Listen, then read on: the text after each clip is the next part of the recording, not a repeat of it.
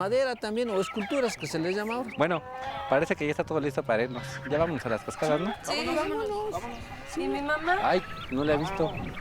Fue a visitar a unas amigas. Me comentó que iba a ir a visitar a unas amigas, ¿no? Ajá, pues ya Vamos vámonos. a esperarla para allá. Sí, vámonos. Vámonos. Vámonos, Pásenle, Escuintli. Escuintli.